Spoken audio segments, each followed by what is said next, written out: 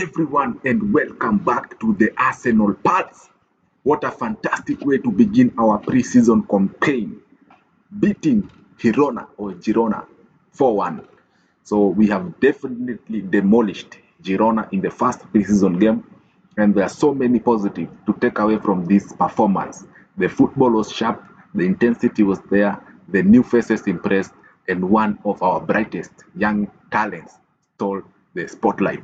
So in today's video, we will break down Arsenal's dominant win over Girona, analyze the performances of Christos Tzolis, Gabriel Jesus Kai Havertz, and Max Dowman, before rounding up with the latest news, which includes Christian Nørgaard leaving for Everton and Arsenal Women's exciting new signing, Ona Batlle from Barcelona. So let's get straight into it, because this was what we have all been waiting for. We all missed Arsenal. So let's begin with the 4-1 demolition, and these are the highlights of how we absolutely dealt with Girona.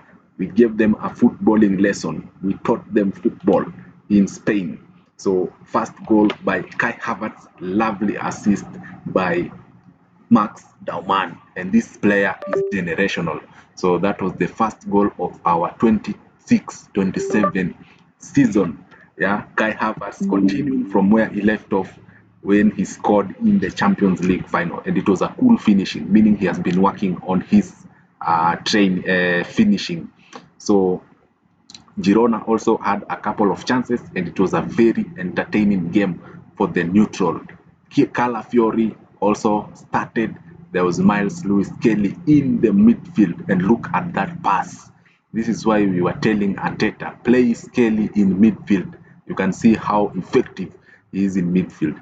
Then Christos Tzolis, the new signing, with his trademark goal, and what a fantastic finish into the bottom right corner. Christos Tzolis announcing himself to the Arsenal faithful with a goal, and that looks like it is his trademark finishing, cut in and score. And that is what I've been saying about Martinelli. Then Girona with a header to equalize. So that was a brilliant header by the Girona captain. Yeah. Then Max Dowman stole the show with a fantastic effort to make it real. This boy is generational. He is a super talent. Max Dowman, watch out for Max Dowman. Then Gabriel Jesus added after a mistake by the Girona midfield. So this was the demolition job, and kudos to the Arsenal boys that played and everyone that participated in that game, because for sure we absolutely stole the show, and we ensured that our fans got a proper start to the pre-season. So for me, the match as analysis, what stood out was not just the scoreline, it was the way Arsenal played. From the first whistle, the team looked sharp, energetic, and well organized. The pressing was aggressive, the passing was quick, and there was a clear understanding between the midfield and the attacking players. Even if we changed the squad, there was that chemistry. Yes, it is only pre-season, Girona relegated, but these are exactly the kind of performances you want to see as the players build fitness and confidence ahead of the new campaign.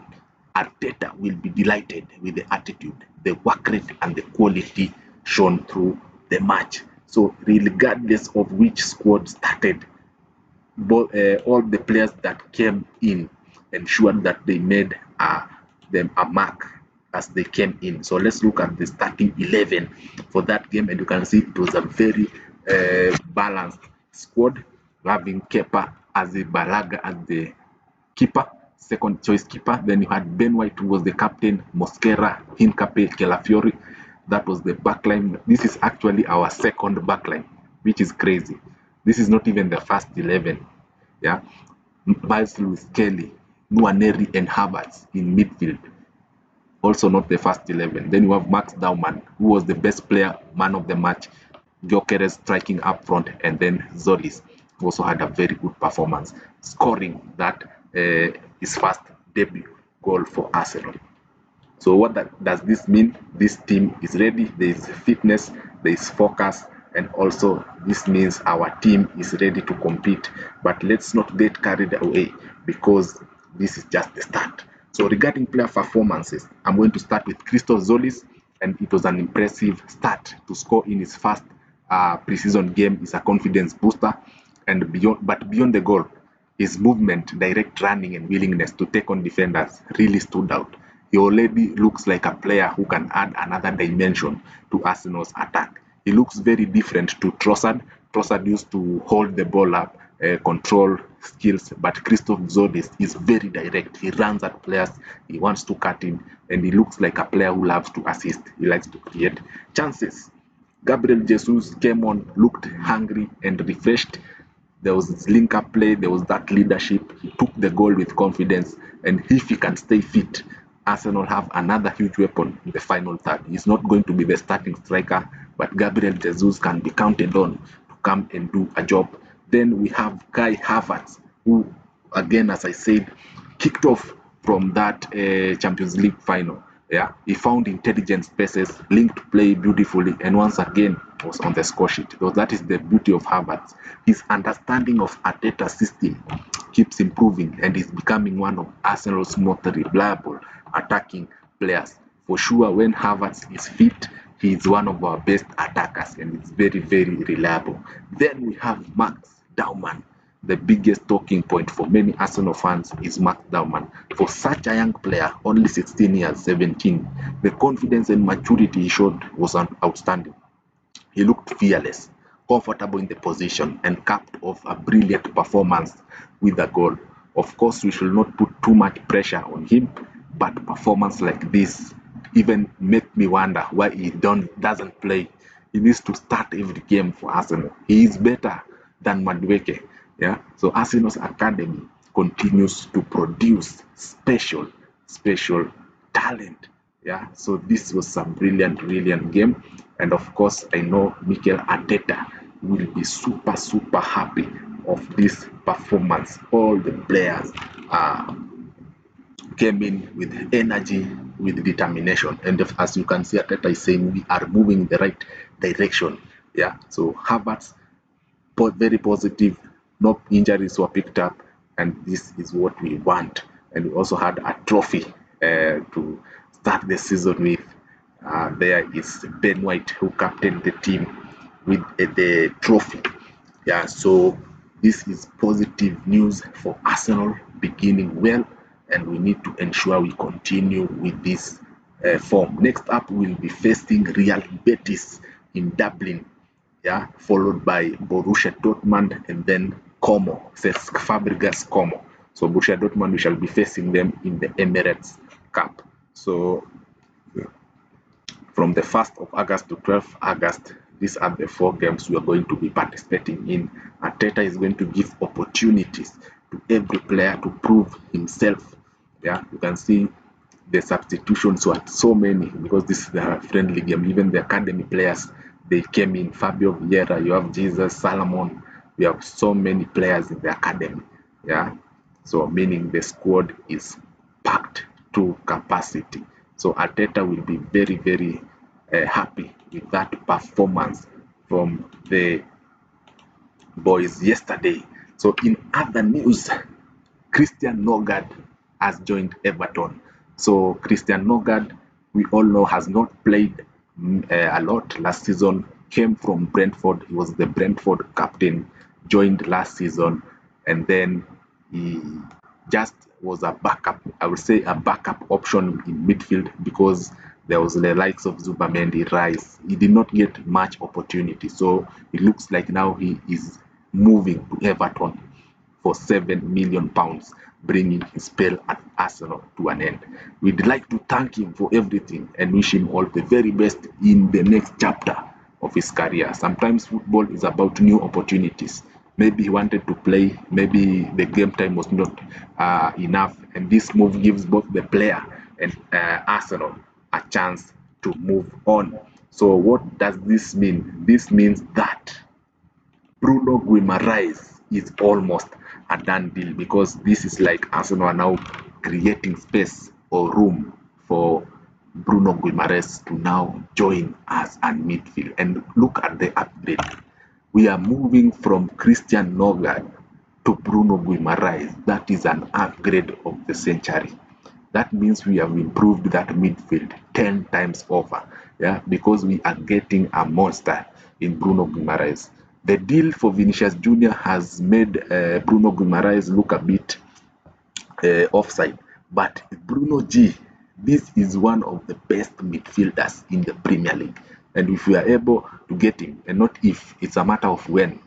I'm just even thinking of the squad number. Should we give him 39, 19?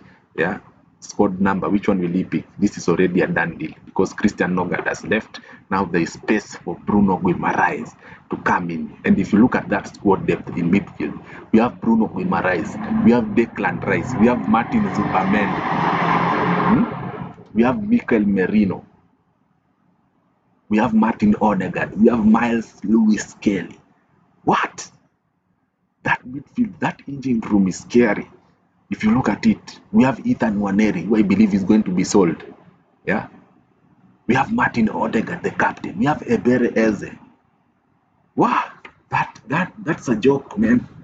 Even me can't believe that is crazy. That engine room is going to be serious. It means we are competing on all four fronts next season again. Yeah. So that is what is happening. It looks like now Bruno Guimaraes is just a matter of time. And I believe the medical has been booked for Monday, the 3rd or 4th. It will be 3rd of August. Yeah, so the 32-year-old who came to Arsenal after scoring 13 goals and registering 18 assists in 196 appearances for Brentford. He made only 20 appearances last term, but he only started once in the Premier League, with the midfielder being down the pecking order. So he's now moving to Everton for £7 million, but he's the luckiest guy because he's moving as a Premier League champion. Imagine coming in your first season, winning the Premier League, and then leaving. He came, he conquered, and now he has left. So the Denmark's international, we did not sign him on a long-term contract. I think it was a 2-year or 2.5-year deal. So meaning this was just a short-term option before we go for a better option. But that is an upgrade in that position. This is a player who will help Everton. He has the leadership experience. He is now a Premier League winner. He will give some of that experience to Everton. So thank you also to Everton for ensuring we won the Premier League. Holding Man City to that draw, 3-3 draw.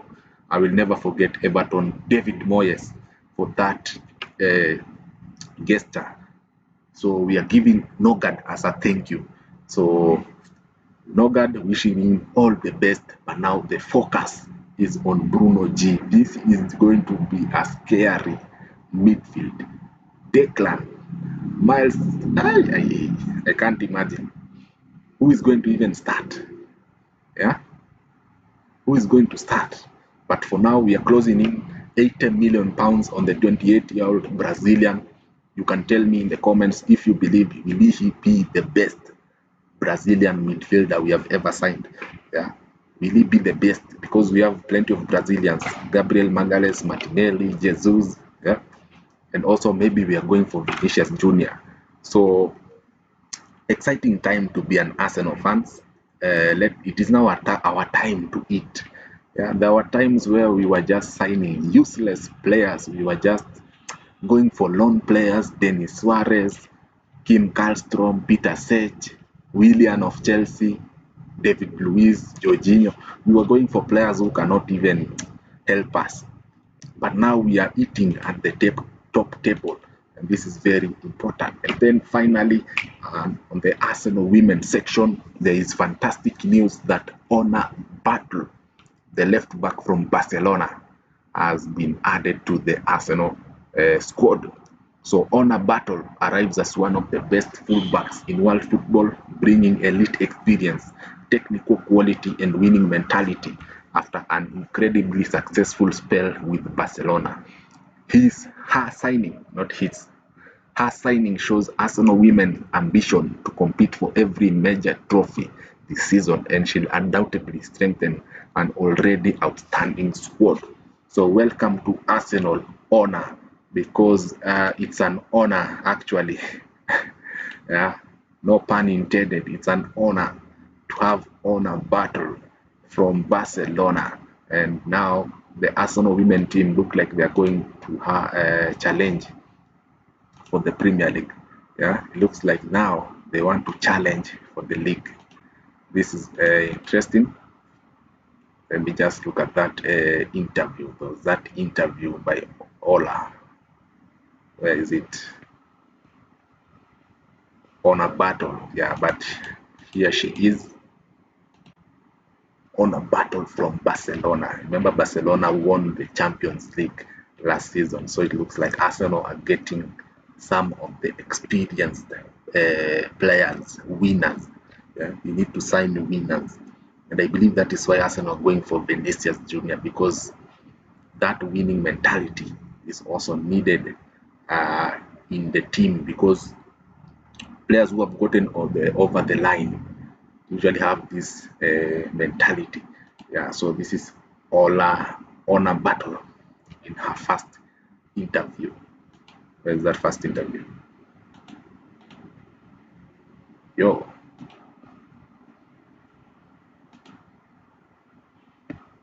Yeah. So here is Ona. To sign for the club. I'm very happy. Spanish international. Yeah.